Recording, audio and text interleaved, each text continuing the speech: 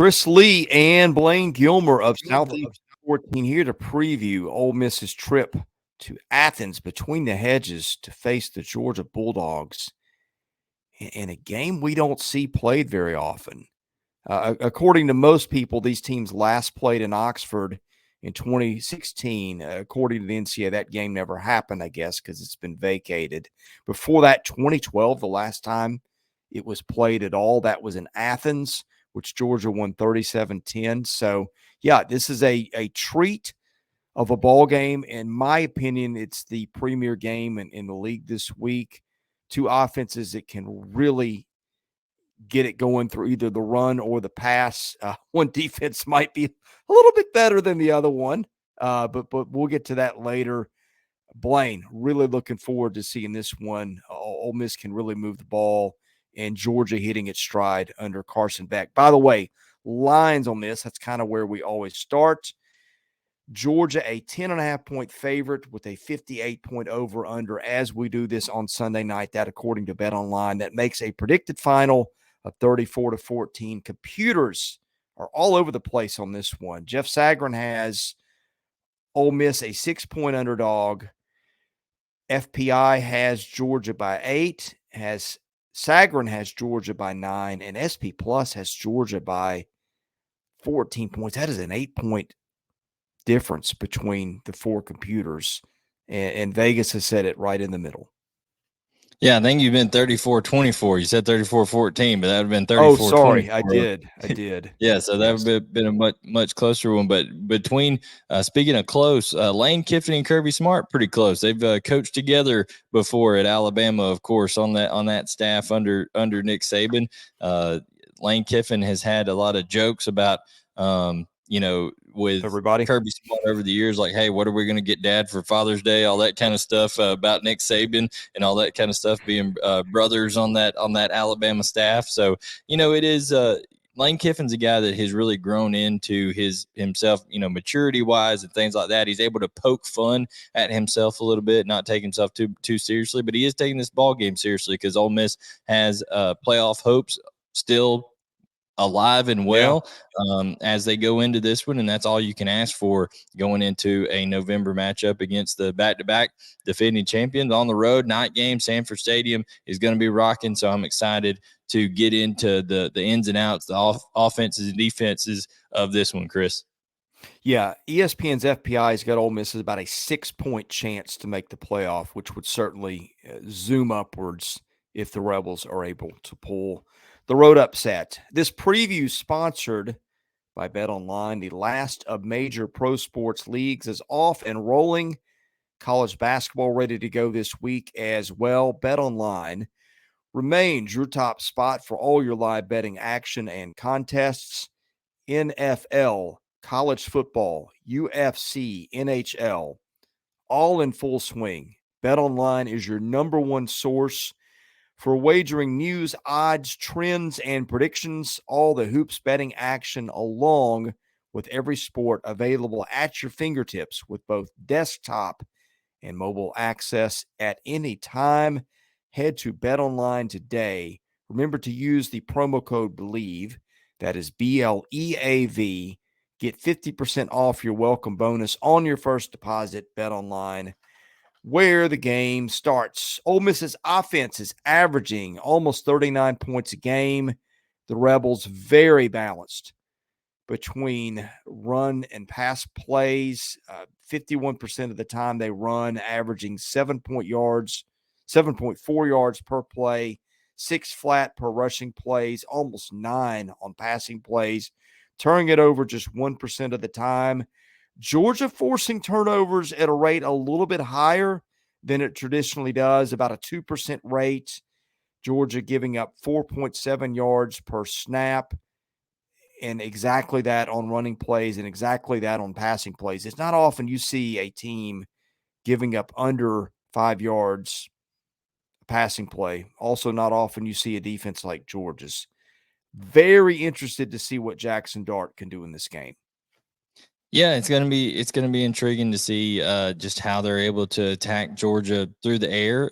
Georgia, although be it with Luther Burden having a little bit of a tweak of his ankle, they were able to hold down him for a large portion of the game. He did have a long touchdown reception, but Kamari Lassiter followed around Luther Burden during that game. I wouldn't be surprised if he follows around Trey Harris during this game, Chris, because Trey Harris obviously went off against Texas A&M, 11 catches, 213 yards, and a touchdown.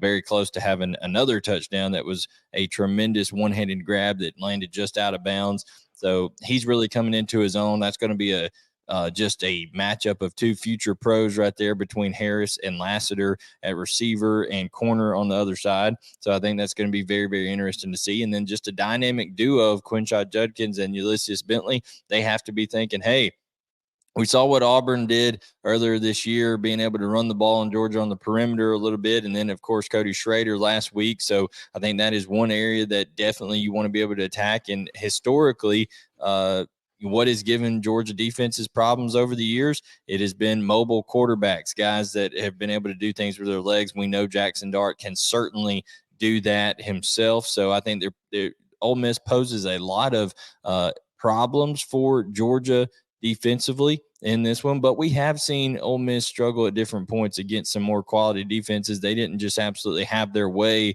against Auburn a couple of weeks ago, and then they did struggle on the road versus Alabama earlier this year. So it'll be intriguing to see which side of it steps up, this Lane versus Kirby, a meeting of the minds. But one thing to note, Jamon Dumas-Johnson likely out of this one and likely out for a while with an arm injury.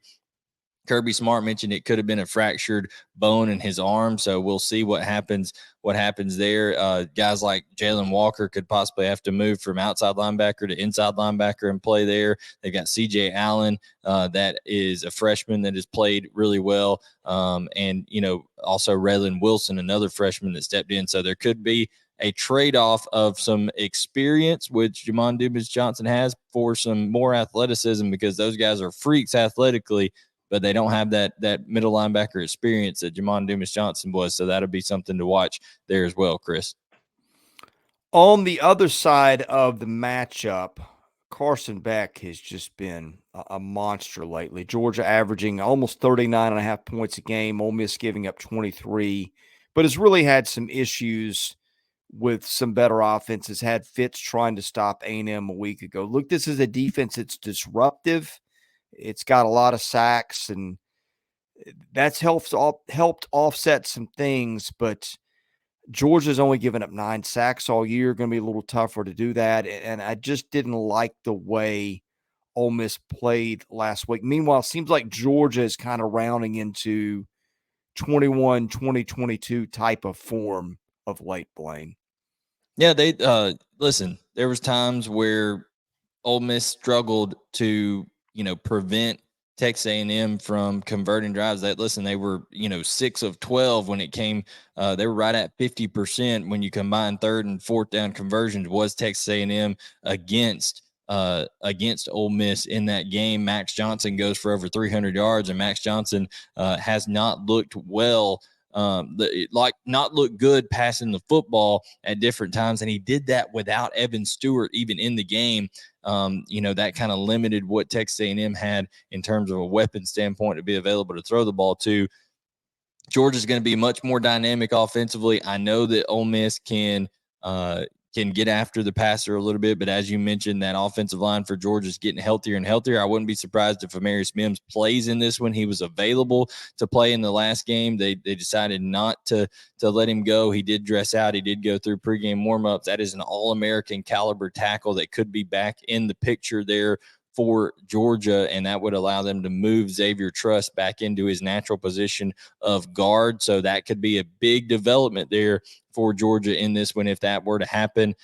Carson Beck, if you thought Max Johnson could carve you up a little bit, just wait till you see what Carson Beck's able to do. He's playing the quarterback position very, very confidently, able to extend plays with his legs. He picked up a couple of key third down conversions for Georgia there. And listen, Texas A&M was able to run the ball on Ole Miss as well, over 150 yards rushing, I believe, and had it really going with Le'Veon Moss was in there. So I think Georgia will score points in this one, and I think both of these offenses are going to really find a little bit of success throughout the day. It's going to be a question who can get timely stops when needed. I'm not sure that Ole Miss can do that.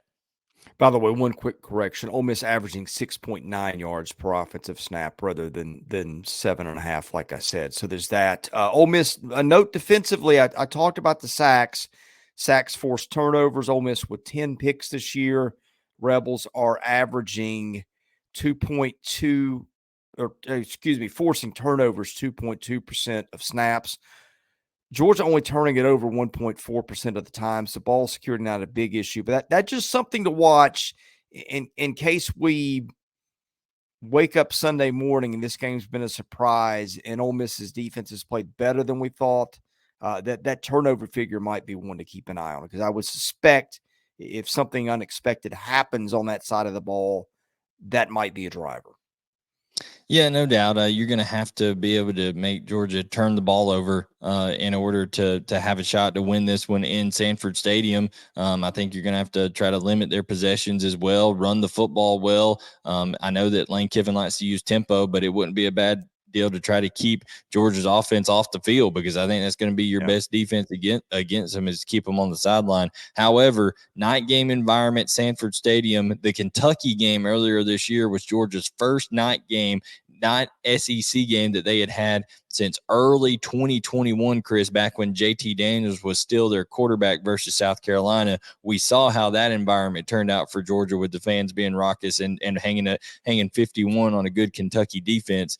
I think that you're going to see the same kind of environment this Saturday. I think Missouri, not Missouri, they just played Missouri. Ole Miss is a quality team. They've got weapons on the offensive side of the ball. I think there's a reason it's only a 10-point spread, that there's a chance that, hey, if Georgia didn't bring their A game, Mississippi, Ole Miss could definitely beat Georgia.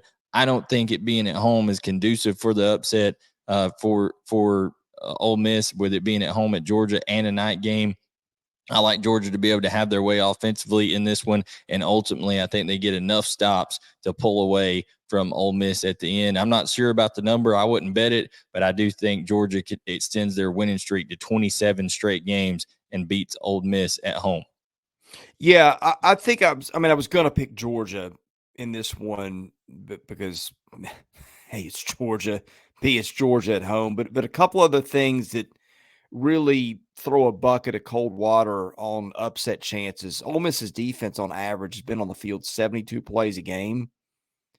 Georgia's offense been on the field 70 plays a game. That's a lot. That doesn't portend well for the Rebels. A couple other things here. Ole Miss is, other than Tennessee, the most penalized team in the league. 63 yards of penalties a game. Georgia, in terms of penalties, or in terms of penalty yardage, 40 yards a game. That's the best mark in the league. Special teams, SP Plus has got Georgia ranked 8th in its rankings, Ole Miss 42. So just everywhere you look when you dig into the matchup, it all just seems to tilt to Georgia, Blayne.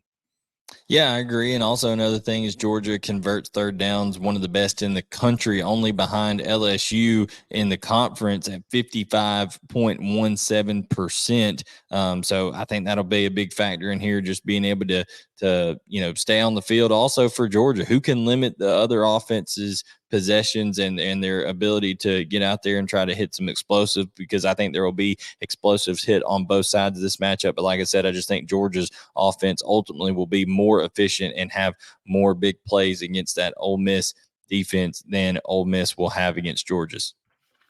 Thanks for watching our preview of Ole Miss and Georgia. Going to be wrapping these up on Saturday night after they're all done. Hope you'll watch that. Best way to get those: subscribe, hit your notifications so you know when we go live. Thanks for watching. God bless you. Have a great day. And thank you for watching Southeastern 14, presented by BetOnline.